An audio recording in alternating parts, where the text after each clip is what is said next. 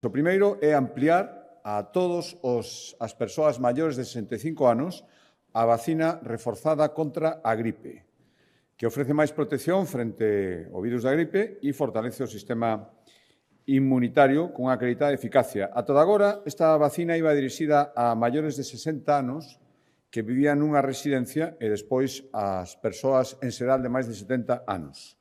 E agora ampliamos e todas as persoas maiores de 65 anos, vivan onde vivan, non teñen que estar nunha residencia, poderán vacinarse contra a gripe. Con isto pretendemos chegar, con esta ampliación, a un 35% máis de poboación diana ata chegar a 730.000 persoas.